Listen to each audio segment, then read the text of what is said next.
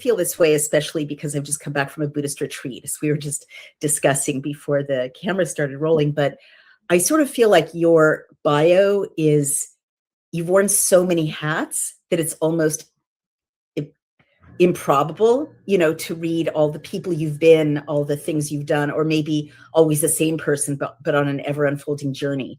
You've been a chef, you've been a founder, you've been a model, you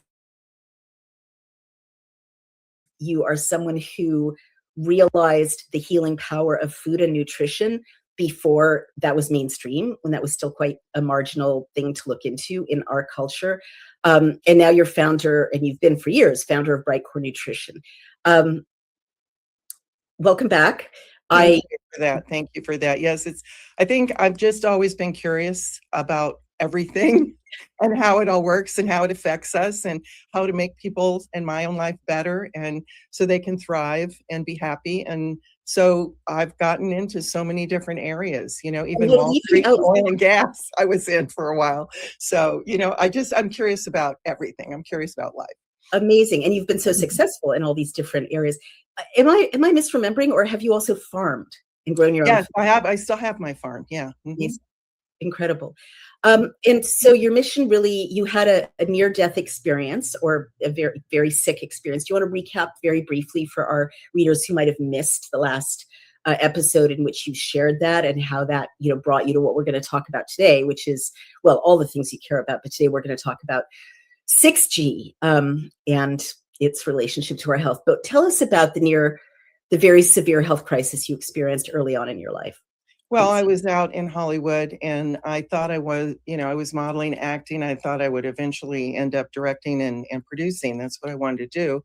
My background was in, voice and dance and acting. So I was drinking heavily out there, and I ended up and I was very hypoglycemic. I was eating a can of almond roca for breakfast and 20 cups of coffee with sugar and heavy cream in it every day, and then all the alcohol. So not too healthy a diet at all. I didn't know anything about health. And in Palm Springs, I ended up drinking way too much, and I had a near-death experience and met my maker, and got asked if I wanted to stay or come back down. And when I came back, I had a lot of knowledge about nutrition, and I have no idea where that was from, other than it was given to me, and I had a drive to understand my own health and then start sharing that with others. And studied with a lot of different esoteric people that everybody called crazy, and today have been recognized as mainstream and geniuses in their field. So yeah, so that's a little bit on my background. Incredible. Was there, I don't think I asked you this the last time, was there a diagnosis? Like, were you in shock, or was it like a hypoglycemic, I don't know what that's called when you're... Well, no, the hypoglycemia would set in when I would be driving from CBS Studios over the hill and down to Redondo Beach, where I lived, and on that 5-lane highway, the 405, in the middle of the afternoon or at night or whenever, I would literally fall asleep. I would go into almost a coma, and I would find myself from the fast lane in the slow lane. Oh my gosh. So God scary. protected me. I never hit any cars, thank God. But I started looking into that problem. But the alcohol, the people that I was with, they thought I had died because they were shaking me. And when I said she did, and yeah, so it was alcohol poisoning. Oh my gosh, how awful. And what was God like? I don't know if I've asked you that. What was your maker like? What did it feel like? Just indescribable.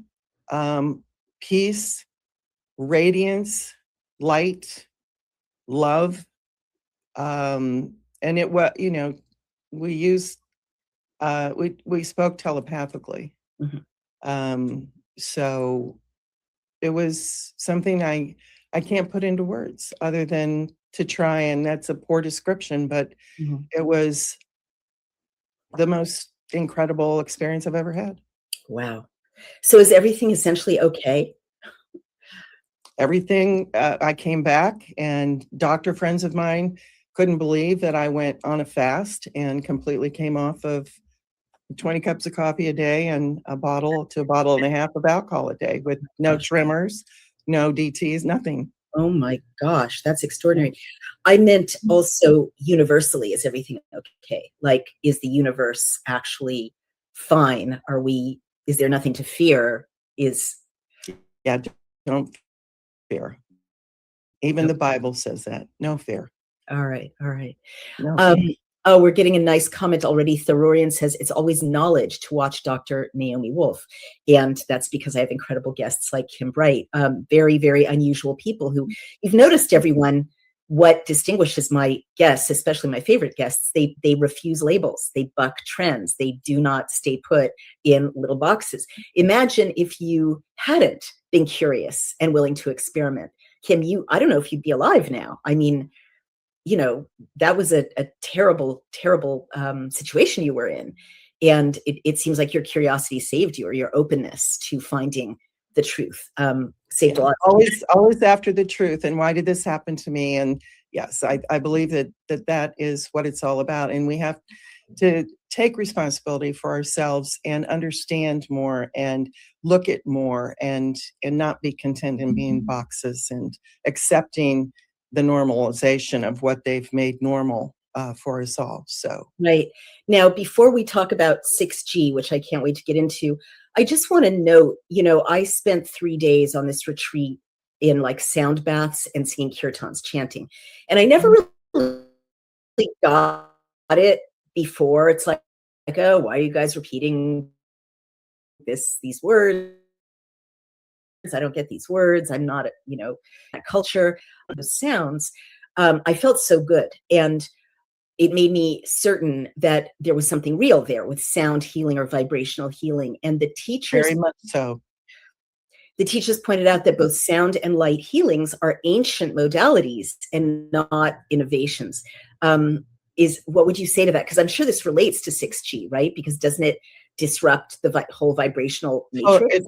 it totally does. I mean, I use sound bowls to help heal people as well, and color therapy, and everything is vibration. Everything is vibrating at different levels, and so the levels that really heal us, are like 528 hertz and 428, or is it 525? I can't remember right now, but those things actually are healing frequencies. Hmm. And so the thing about it is we have gone, 6G is the sixth generation of cellular network technology. And that is succeeding 5G. And what they say, they're doing it to offer improved data speeds, Oh, to have intelligent connectivity. But here's the problem. It's going to operate on much higher radio frequencies. It's using highly focused laser-like oh my beams God. to direct the energy more efficiently. And it's also using, and it's deeply embedded in it, AI. Are you sure? That's something Yeah, I had not heard. How yes. how is it? Are you saying It, it's embedded in AI, or AI is embedded in 6G? AI is embedded in 6G. It's the machine learning into its network architecture, Oh and my it's enabling self-optimization. And by that, I mean it's becoming autonomous and ah, can make real life decisions without human intervention. oh my God. Now, here's what I also want people to understand before we move forward with it. A lot of people don't understand frequencies, they don't understand hertz. And so I want to explain that hertz is how long it takes a wave of frequency to go in 1 second. Right. So when I was talking about 428 or 525, 528 hertz, that's how many waves are in a second.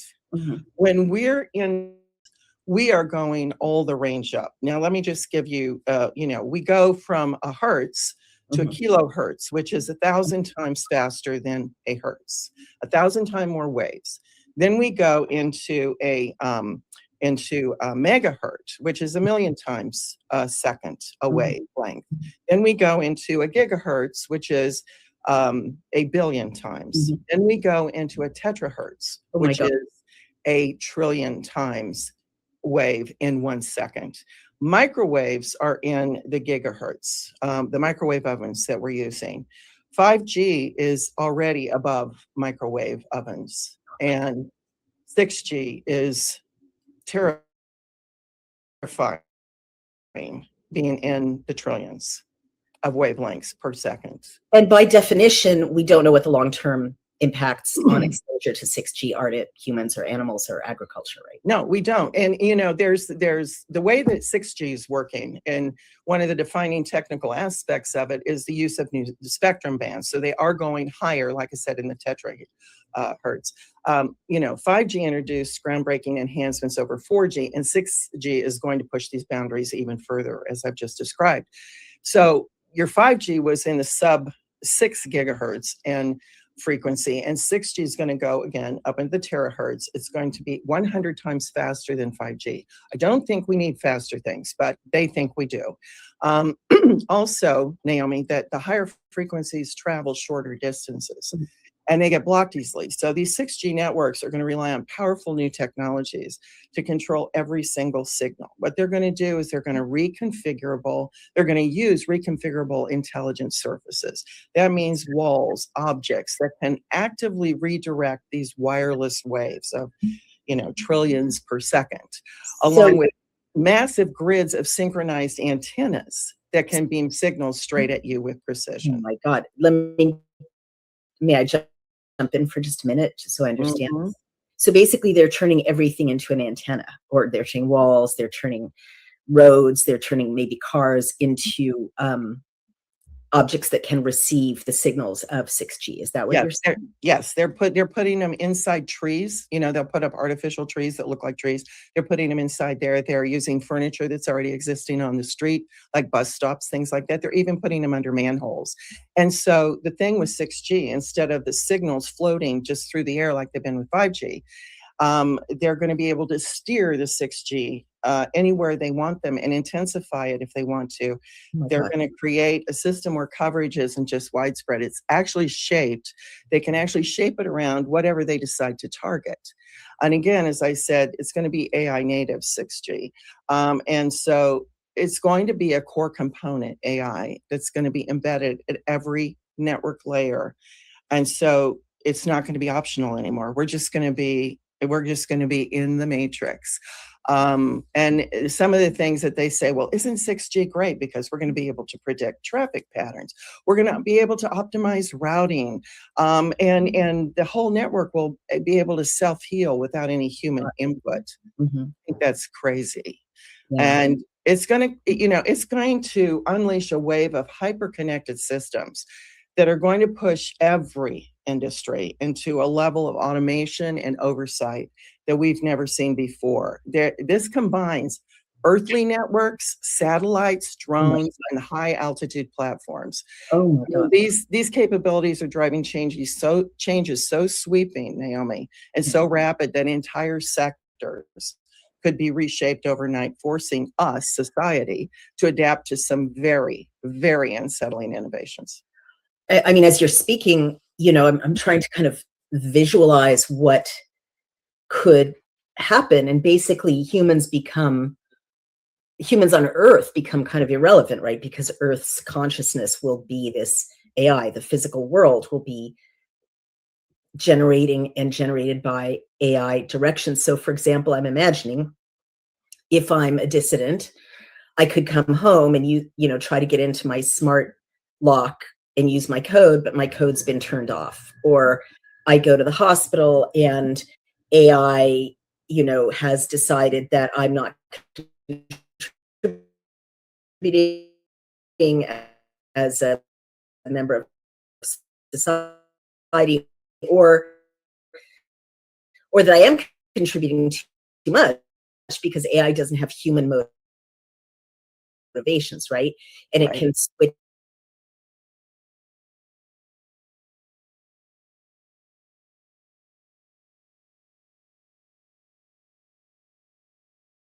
from your home to some central location. Is that not correct, or am I getting it wrong?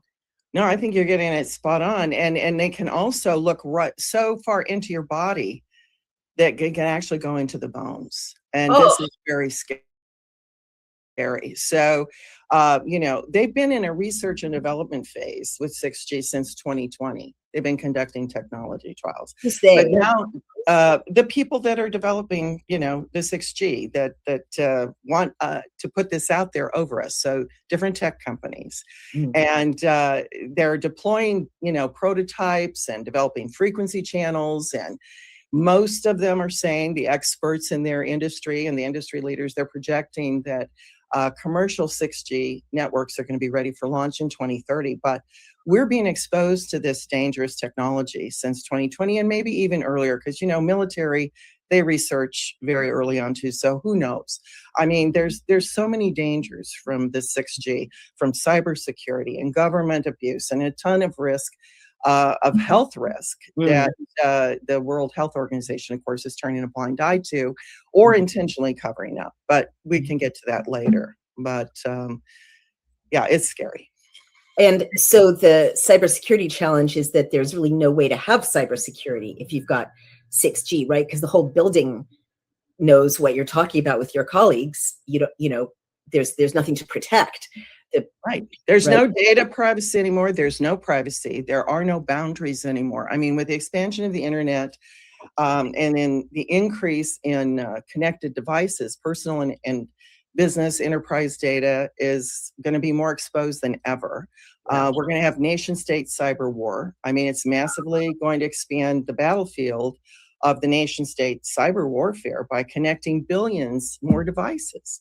And they're blurring the line between digital attacks and real world consequences. What do you mean? With these ultra-fast networks, hyper-precise tracking, AI-driven automation, and vulnerable global supply chains. Cyber conflict's going to shift from them hacking into things, hacking into computers, to the ability to disrupt or even control entire societies. Right. So it's not just the danger of when the grid is active and sending all your company's proprietary information to whoever owns the data, which will be telecom companies, right, or the federal government. It's maybe private individuals. It's hard to know, right? Depending on it's hard to know at this point. Hard to know. But not only will there certainly be cyber warfare from what you're describing, because the question will not be who has water resources, who has gold resources, who has food resources, but who has the data, right? That's going to be the global conflict. But also, you can wage war by switching it off, right? I mean, as we speak, I believe Germany has been plunged into cold and darkness in some parts of one of their cities in a very serious way. Elderly people and cancer patients are suffering. And theoretically, you could press a button and just switch off the grid, or the AI could press a button and switch off the grid, right? For a specific country. And then no humans are responsible. You can't go after anybody. Right. The governments are going to potentially abuse 6G technology for expanded surveillance and control. They're going to have hyper accurate location tracking. They're going to have vast networks of connected sensors and AI-driven track analysis. Government's going to be monitoring each and every citizen in real time. They're going to track your movements. They're going to map personal behaviors at a much deeper level than we can ever imagine, more so than today. And don't get me started on what this would mean for our national security. I mean, we're going to have campaign interference, military operations, and we're all going to be plugged in, soon to an always sensing network. Oh my God. I mean, that really makes sense, because really there is no country anymore once you've got this network, right? There's no boundaries, borders have no meaning. Whoever owns the content kind of owns the country, right? Kind of owns the world, because I think this is going to be all over the place. I mean, it is changing boundaries again between private life, public space, digital surveillance. And, it's terrifying, Naomi. Every move of you is going to be monitored, documented, analyzed. And what's even scarier is it's not just what we're doing, but what the system thinks that we are going to be likely to do next. and then getting into our thinking. It's really scary. I mean, I don't know what else to say other than we should all be terrified. Good Lord. Why are you the first person who's explained this to me so clearly? I mean, I'm surrounded by smart people who worry about these things, but you really have provided a very thoughtful, in-depth analysis of this. And, I was already probably 40 years ago seeing uh, the effects of EMFs. I saw towers. Um, I saw it early on, and so I've been interested in it, and I've done, shows on this. I did when I had my own radio show. I did a whole radio show on this. But here's another scary thing. They've already designed different antennas that can be fitted onto the human body, and they're promoting them as very cool and that everybody should have one. And isn't this just great? Like a ring or a bracelet or a watch, or other things. And people are having negative experiences and reporting them. I had a show that I did with another a person that said a friend of theirs put on a watch and their entire arm immediately turned red and had a rash. And they immediately had to take it off. One volunteer in some of the studies had such a severe allergic reaction and headache and fatigue that they just took it off, what they were wearing, and never put it back on. So the people that are designing these things, these antennas that they want us to wear and be cool, they know this is extremely dangerous. Yeah. So is this part of the warfare against humanity that we've just surfaced, survived another version of with the debilitating mRNA injections? Do you think the goal is just to create a world without human agency, or maybe even a world without humans? Because nothing would stop AI from just switching us off, right? Well, I mean, we all have to have our opinions on this. They did have the Georgia Guidestones. Those are disappeared now. They appeared. Really? And now they've disappeared, years ago. They just disappeared. But they laid out the agenda. They really only want a few people for slaves, and, enough to have slaves, and then the elites to, be able to rule. But what I find really interesting is the WHO, the World Health Organization, has determined since 2011 that there is not a health threat from 5G or 6G technology. Now, we're looking at that's 15 years ago, and their position has remained unchanged. And yet there's plenty of support for evidence. There's plenty of evidence that supports otherwise. And they also have an arm of the WHO, which is called EMF Project, International EMF Project, that they started in 1996 to assess scientific evidence that regards the possible health effects of EMF exposure. And this project's reviewed approximately 25,000 articles published over the last 30 years. But who wrote the articles? Where, how have they been substantiated? Are they really true? Right. We don't know. But the WHO has concluded from looking at these that the current evidence does not confirm the existence of any health consequences from exposure to low-level electromagnetic fields. Well, what's the definition for low-level electromagnetic fields? They didn't define that, but low level is nowhere near where the terahertz and even the megahertz are. So they tested something. They do this all the time. They tested something that's not really relevant to the situation. Said, "Oh, exactly." And then we've got the International Agency for Research on Cancer, which is a specialized agency of the WHO that classified radio frequencies. EMFs from mobile phones, Wi-Fi's as possibly carcinogenic. It's been 16 years since they did this, and it was this classification was based on an observed increased risk for a specific type of brain cancer called glioma. And and they took some of the heaviest mobile phone users in some of their testing, but not all. And they indicated that a link's possible, but then they come up and say the evidence is limited and not conclusive.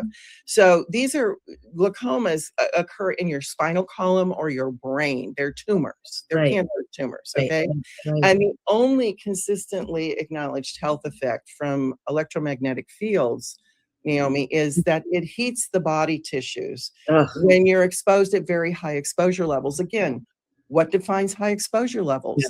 And so that's the basis for the current exposure limits. So, So you point out that there's a big range of hertzes of vibrations, and that the ultra high levels, really there can't be long-term studies because this hasn't existed in this way before. Before we get into this, I want to also say, before we talk about the health effects of 6G, I want to talk about the health effects of 5G that we already know about. The primary established effect of intense RF energy is the heating of the tissues, as I said. However, the international exposure limits are in place to prevent this from happening under normal usage, they say. Again, they don't define what normal usage is. They're very vague in general, okay? So the problem with these established limits that they've put there, it has been studied enough time, again, they did not change their viewpoint on this since 2011. And, they say that some studies suggesting harm to us, they've got poor methodology or a lack of independent replication, or they're using high exposure levels that don't represent real world public exposure. Well, I'd say BS to that. Right. Totally. But, yeah. So you're saying we already know that 5G is out in the world and causing damage. We know that. We know that. Yeah. We know that. The electromagnetic question. Oh, go ahead. I'm sorry. I was just going to say, I believe that Europe, I believe there are many peer-reviewed studies showing that 5G causes various kinds of damage. Like that's not in question. So it seems absolutely insane to roll out an even more damaging frequency, right? Unless the well-being of humans is not your goal. Right. Well, they're yes, the insane happen to be running a lot of these companies, I think. And the EMFs are all around us, the electromagnetic fields. They're ranging from non-ionizing, low energy radiation in low doses, which they generally consider harmless, to ionizing, which is high energy radiation, which has the potential to cause cellular and DNA damage. And I think too that it's we're seeing higher chronic illness diseases. There are some studies that have shown that diabetes A1C levels are higher now in people that are using these devices. So we've got children now with diabetes. We've got all kinds of things. Yeah, I mean the increasing widespread use of these EMFs is raising important questions about the potential effects related to long-term exposure to us. And let me give you an example of something very curious that happened, as regards to UK and the United States. Okay. Life expectancy is now years shorter in the United States compared with UK. Oh my God. The United States had 5G in every single metropolitan area before the UK even had a single 5G tower. So here in the United States, we've had more overall exposure to 5G. And I don't know if you realize this, but 5G, this is really important for everyone to understand this. 5G was unable to penetrate the epidermis and fat layer and had to be absorbed. We had to absorb it through our sweat pores. But now 6G has a high enough hertz that it completely penetrates through our skin and fat layer, and it goes directly into our blood and veins. And as I said, into our bones. Oh my God. The fact that we're dealing with laser beams here leaves me particularly concerned. And just common sense, when you go get an x-ray, the technician leaves the room, and if you could be pregnant, they cover your stomach with a lead apron. I mean, we know that some of these frequencies can cause harm, right? It's common knowledge. I mean, it's just the dumbing down of everyone. They don't realize what's being done to them. And, it's just so sad. Um, their experts are emphasizing the need for careful system design to ensure that these beams are not pointed directly at us for prolonged periods. Oh my No God. crap. I Right. mean, come on. Clearly they're not safe, and they already know this. Yeah. So But this is let's crazy. think about the technicians who, like a friend of mine who was a journalist back when there was journalism, did a really good series for the Wall Street Journal about technicians working on 5G on rooftops, and on all the places that those antennae were situated, and that they were getting really, really sick. Someone's got to get close to these lasers, as you point out, in order to keep them operational. But also, like, the world will feel different. I mean, I know that's not very concrete, but I kind of come from I don't know, I think the poetry of the world is very specific to this planet, and it feels different now than it did when I was a child. The world feels different. It feels like it's vibrating at a higher rate. Maybe that's planetary, maybe it's astrological, but I feel like these rays already with 5G and 4G make it an anxious experience to be on the planet. Right? You're spot on. You were spot on. Look at music. Music is a wavelength. If you listen to symphony, it's, it can be very dramatic, but most of the time it's very soothing. It's very lovely. Spa music, whatever you want to say, is a lower frequency. Then you've got head banging metal, Right. all of this crazy music that the frequencies are to drive people insane, I think. And that's what's going on. We are living and we are being forced to be in a world that is so against our human body, so Right. against our soul, so against our mind. We're being forced into this box of extremely high frequencies. And it's interesting because they use methods to improve the safety of these wireless devices for commercial use, and it's called SAR. That's specific absorption rate levels, and that is supposed to measure the electromagnetic energy absorbed by our flesh and converted to heat. However, there's a lot of researchers that have recently pointed out that this measure totally ignores the innumerable non-thermal effects, rendering it such a crude estimation of safety. And to add to this, these laser beams that we're talking about aren't traveling as far a distance. And so what's going to happen is they're going to have to put up more structures, more stations, more antennas popping up around us closer and closer, causing us even more exposure. So we're not going to be able to get away from this. You won't get away. I mean, I'm sitting in the country partly because I, like a lot of people, needed to get away from 4G and 5G. And now we literally won't be able to get away. And isn't it the case also, Kim, that now we can leave our phones at home, at least to get away from tracking technologies? But with the world of sensors and trackers that you're describing, there is no such thing as leaving your phone at home, right? No, they'll be able, like I said, they're going to be able to surround you. You'll be walking down a street. They'll know everything about you. They'll know who you are. It's just scary. And here's the real question to think about. What could living inside a nonstop sensing network, because that's what it is, a sensing network, mean for our own physical health? And, the concerns are primarily focused on the terahertz, like I said, the frequencies that they're amping up now with 6G, that the 6G is going to use. And they're, we already know they're causing thermal effects. We already know they've been actively studied for that tissue heating and other biological impacts.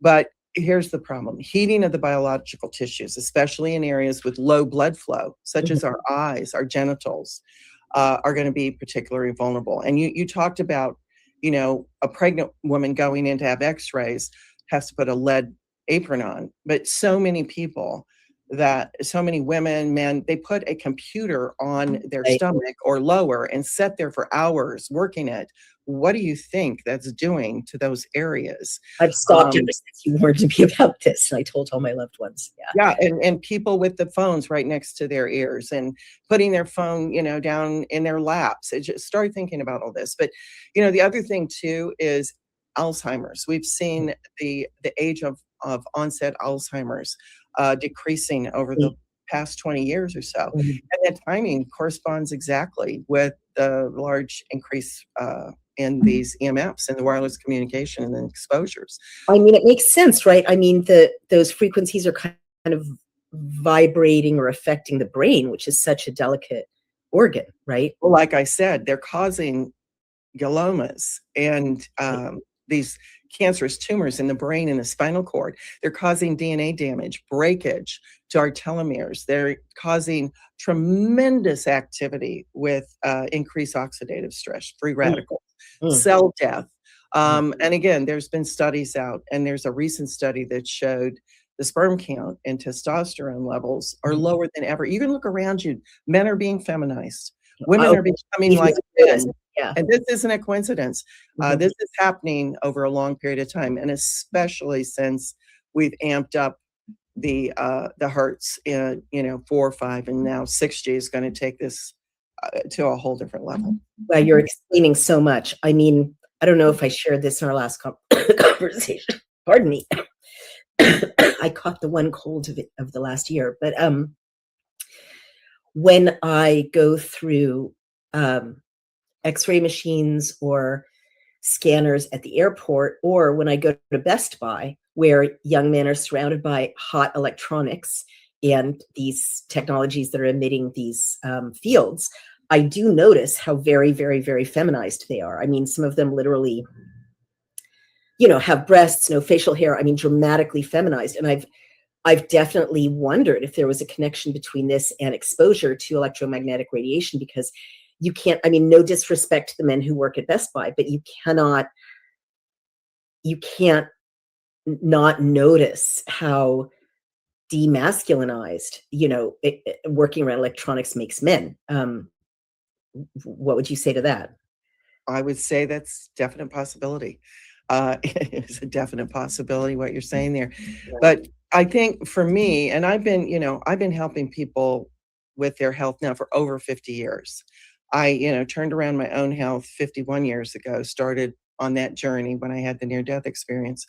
But what I look for is there's mounting evidence that these EMF levels, and I've known these EMF levels have been causing problems for the last 30 years, 35 years, maybe even 40.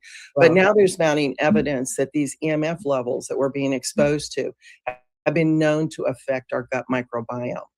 Now, the gut runs from our mouth all the way out to the exit point. I'm not just talking about your intestinal tract, but that's where the majority of the microbiome is, the good and bad bacteria balance. But it is so vital that we protect our gut microbiome, because that is where all health starts, and that's where all sickness starts. And so when you disrupt and have dysbiosis in the gut, that's an out of balance of the good and bad bacteria, you're going to affect your immune system and your risk for chronic disease like dementia, heart disease, and cancer. Our gut houses 70 to 80% of our immune system. So we are losing our defense system to protect us against viruses and bad bacteria and pathogens and parasites and molds and yeasts. So the number one thing that we can do for years now is to eat a fermented food called kimchi, which is the king of fermented foods. It has the most diverse probiotic profile with 900 plus beneficial strains of bacteria. And kimchi can protect our cells and our DNA from damage. This has been proven in studies. And so we really need this, that it has the probiotics that are reducing the oxidative stress, reducing the free radicals, and it improves gut barrier integrity, because all this onslaught of all these hertz is destroying our gut barrier and our brain barrier. Oh my God. So, and it also calms inflammation. Now, the vegetables that are used in kimchi and the spices are loaded with antioxidants that directly neutralize DNA damaging free radicals. And the fermentation that occurs with kimchi, it creates metabolites that promote the DNA repair and Really? also detoxification. And the anti-inflammatory actions also prevent chronic oxidative injury, which means it slows down the aging in our body. Now, what you've got up there, that study measured the potential of lactic acid bacteria, which is found to an immense amount of it in kimchi, and that prevents cancer. Wow. It's shown in this study.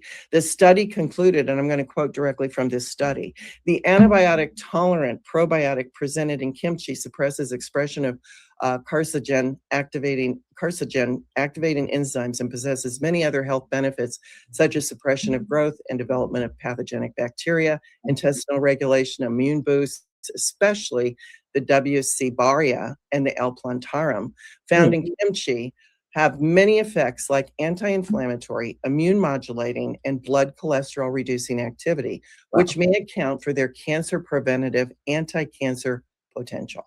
Wow. Yeah. So this stuff can come at us, but if we strengthen our immune systems, our gut, and what else? Our various systems with supplements like kimchi or kimchi supplements, it helps our body fight off the damage that would otherwise occur without any barrier. Yeah, it puts in the good guys back in, because there's a war going on in our gut at all times since we were born. And what you want to do is maintain and stabilize the balance there of, more good guys than bad guys at all times. So not only when you allow the overgrowth and having all this hurts at us is going to create an environment for the pathogens to thrive. So you must take something every single day that's going to increase the good guys to fight against all the hurts coming at us, which is increasing the swamp for the bad guys.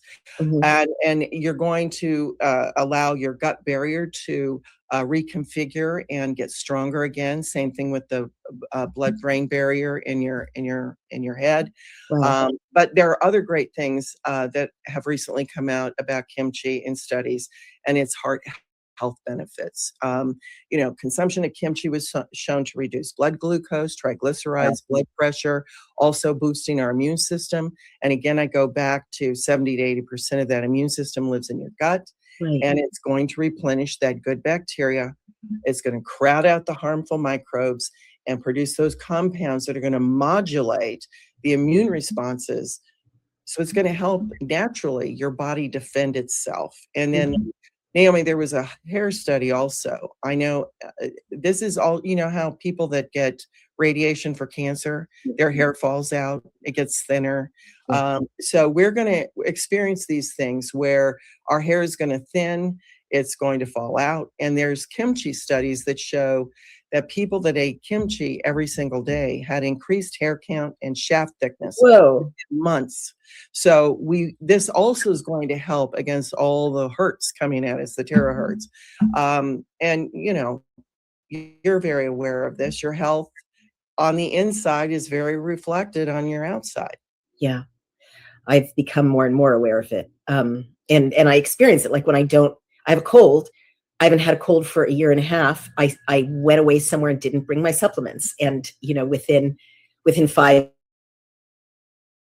days, I was paying the price. So I'm a believer. I'm especially moved that kimchi is to repair DNA damage. That's pretty high level repair, right? And it's very high level repair. And the telomeres at the end of our DNA, those things start shrinking back and aging us. So it's a very powerful thing that kimchi is. And here's another sidebar for people that, we're dealing with higher levels of obesity, not only in adults, but children. Do you know that they did a study recently that showed kimchi, if you eat kimchi every single day, you can reduce your body fat by 31.8%. What? Oh my God, that's amazing. I mean, there's so many health benefits. And here's the kicker. Most people that are Americans they have a problem with the smell and the taste of certain foods. Kimchi might be one of those for people. Other people absolutely love it. But we wanted to take this incredible food and make it available to anyone on a daily basis where they will eat it every day. And so we created something called Kimchi One. It puts all of the kimchi into a capsule, and it's high in antioxidants, fiber, everything, just like when you eat regular kimchi. But you get to take this in a convenient form every single day without Wow. the taste, the odor. Also, when you eat homemade kimchi or store-bought kimchi, it's high in sodium. So people that are on low sodium diets, this is great for, because we've got the sodium down to practically nothing. It's 100% made in the USA, Oh, and it's all natural, non-GMO. I spoke out against GMOs starting in the mid 80s before anybody even knew about them. So this is another aspect of that. And Naomi, there's so many success stories that we have with Kimchi One. People that were having such severe gut problems and pain in the gut and inability to be regular, maybe going once a week or something like that. oh, Their digestion, that's all, changed. They're regular now. They can digest their food. They have more energy because they're digesting their foods. People that had problems with their immune system and used to get sick all the time, they don't get sick anymore. People who wow. have diabetes and can't control their blood sugar levels, this is helping them too. And people that were suffering from a variety of symptoms and they couldn't identify the cause, they feel so much better after using Kimchi One, and they've tried a lot of other things. Yeah, incredible. Well, I can vouch for that. Phew, I'm going right back on it so I can get rid of this cold. I So do. what can you tell us to do in addition to supporting our health and microbiome and guts and brains by kimchi supplementation through, I recommend to everyone, BrightCore. And you can go to mybrightcore.com/wolf and get 25% off with the code WOLF.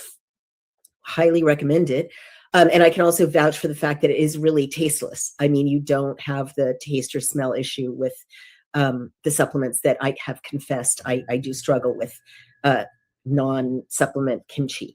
But in addition to that, is there any political action we can take to protect ourselves from this dystopian future you've spelled out so eloquently with the rollout of 6G? Well, before we get to that, let me also say that I am an educator now for over 50 years. And I want people to call in. We love educating people. We love answering your questions. So we want you to call in and make sure this is the right product for you and that you understand it. So if you will call 888-575-4996, we're going to incentivize you to call by giving you up to 50% off your order plus free shipping. And if you're one of the first 100 callers, we're also going to give you a free bottle of vitamin D3 plus K2.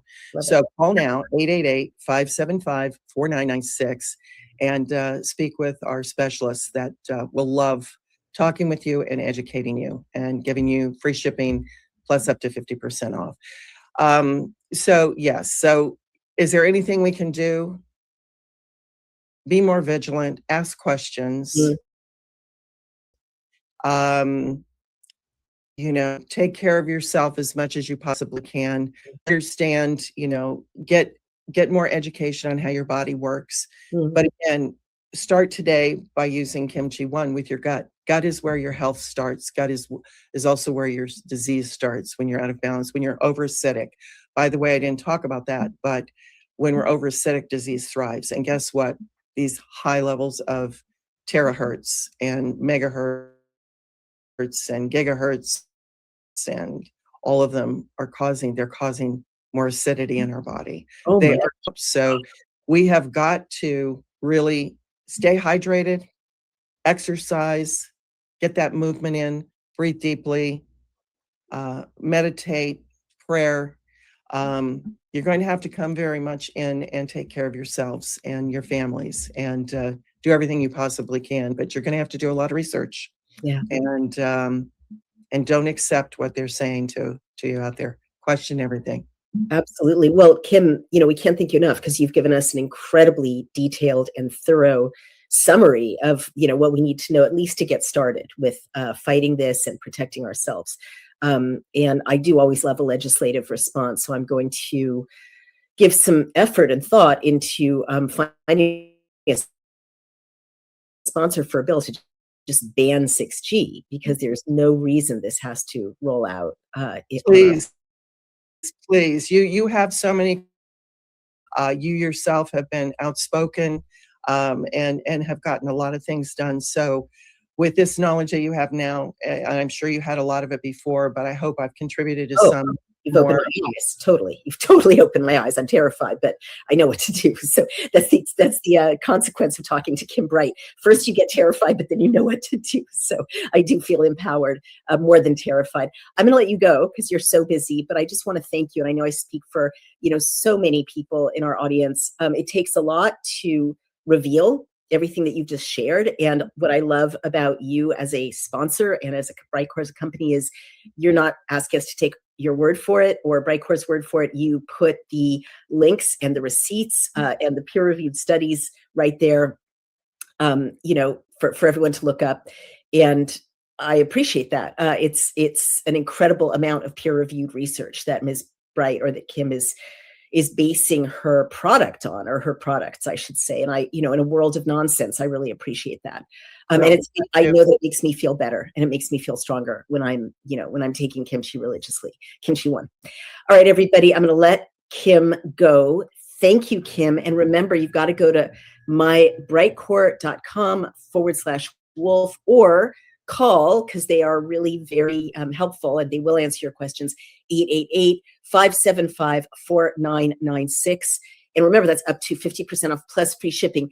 And the first 100 callers get a free bottle of vitamin D3K2. You can't ask for more than that.